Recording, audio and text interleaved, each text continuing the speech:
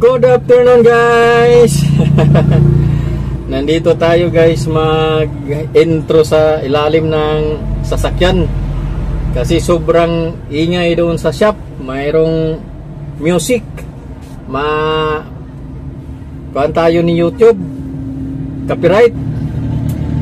So mayroon tayong gagawin ngayon, i-repair.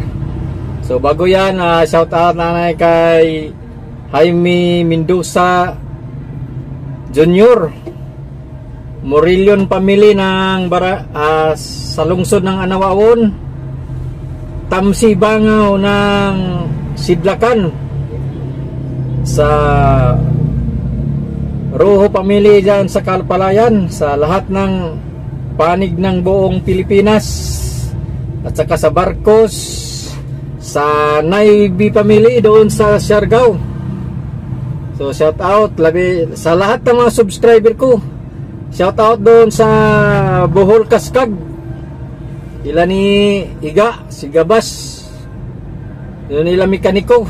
Basta kay kamo dihatanan sa Bohol Kaskag, shout out sa inyong lahat. So hanggang dito sa Motormet, shout out sa inyong lahat. Bisiro family, Layaw family, at saka Tumalon family, at saka Tamsi, Crisologo family. So shout out sa inyong lahat. Ratsada na, kaya magmahaya. So ito guys yung Suzuki Smash. Magdayaway tayo ng elbow kasi nabulok na. Ito guys yung kanyang elbow, kinalawang na, sobrang nipis na, kaya magdayaway tayo ng yung kanyang singsing naputol na. Ito yung stainless natin guys na elbow. So i-welding lang natin yun sa imabaw. So kailangan pantay yung pagka-welding at pagka-grind para walang singaw. Yan, medyo makapal pa yung sa may canister niya, yung sa pinakatambutso niya. So ito guys yung atong elbow. So hindi pa to tapos, kaya i-welding muna natin.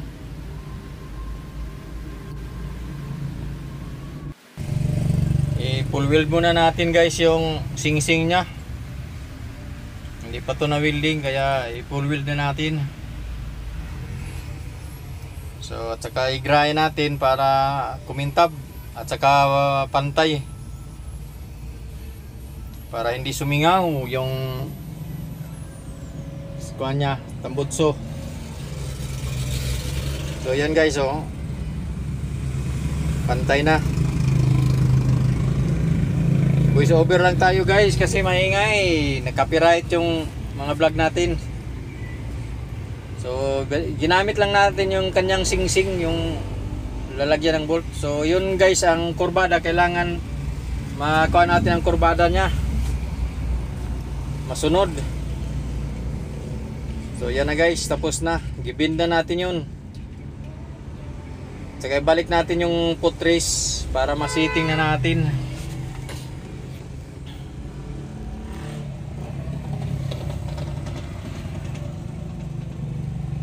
Paki-subscribe naman sa hindi pa naka-subscribe.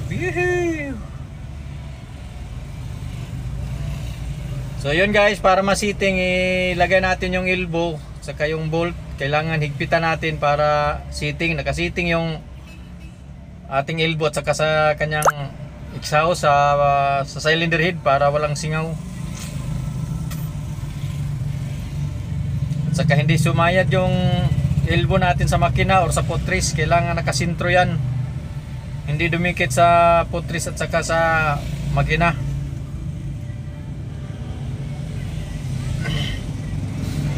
So yan guys, tinanggal ko muna, hinigpitan ko muna, tinanggal.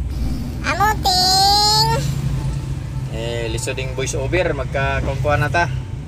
So yan guys, nasiting na natin. So i-welding muna natin para hindi na gumalaw, at saka i-full weld natin pag tanggalin natin pag full weld kasi yung sa kabilang side hindi ma-welding. So yun ang pag DIY natin ng elbow sa SMAS. Kagaya rin ng mga XRM, mga web scooter, kailangan makasiting. Gamit natin guys, isa sitilin. Yung pilirad natin, pwede tie wire at saka pwede stainless. So tie wire na lang yung ginamit ko kasi puthaw naman yung sa kanister niya.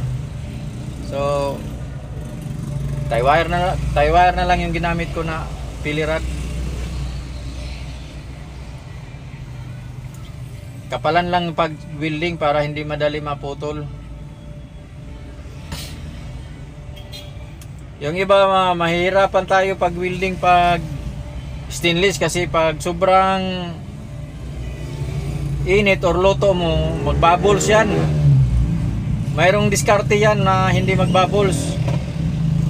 Kasi yung iba kailangan ng TIG welding machine, pero sa akin pwede ra sa kwan acetylene kasi mayroong diskarte yan para hindi magbubbles.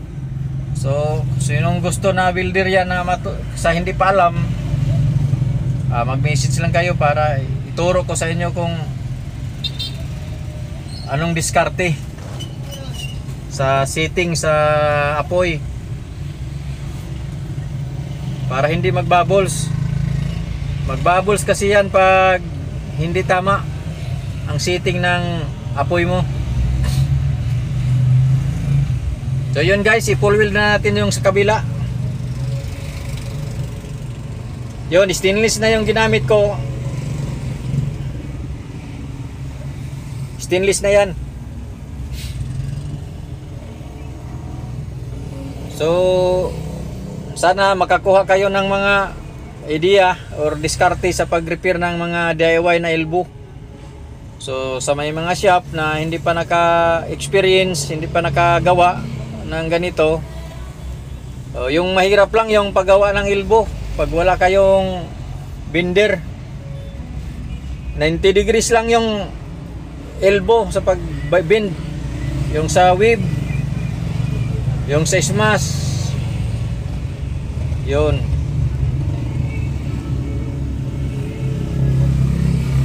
So yun guys, tapos na pag welding natin, pag full weld. So kailangan buhusan mo ng tubig kasi pag init pa i-grind mo, hindi yan kumintab, hindi magsinaw. Kailangan malamig na yung stainless, yung winildingan mo bago mo i-grind kasi hindi kumintab yan.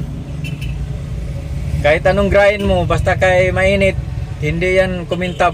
Kailangan palamigin mo muna yung stainless, buhusan mo ng tubig para kumintab bago mo i-grind. Saka yung grinder mo gamit ko ay yung liha, bitaw liha na anong klaseng pangalan ng grinder na to, basta kay parang liha yan, mayroon niyang mabibili. So yan guys, makintab na oh. So pasok na natin.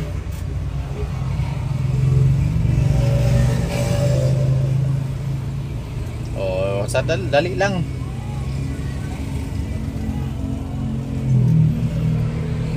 Yan ang pagdiskarte sa elbow ng Suzuki SMAS. Pero medyo mahaba yung sa Suzuki kaysa web. Kasing haba sila ng XRM 110 yung sa SMAS. Pero magkaiba sila ng bend.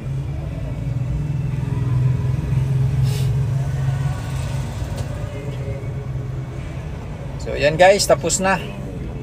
Higpitan na lang natin yung mga nut para hindi sumingaw.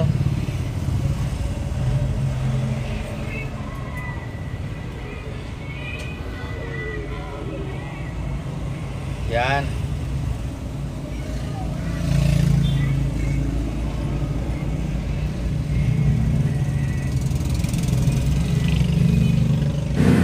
So So yun guys, natapos natin sa pag-repair yung elbow ng Smash, Suzuki Smash. So DIY lang to guys. Tayo lang ang gumawa ng elbow kasi manipis na yung kanyang elbow, naputol na. So okay na to guys. Ayos. Salamat sa panonood.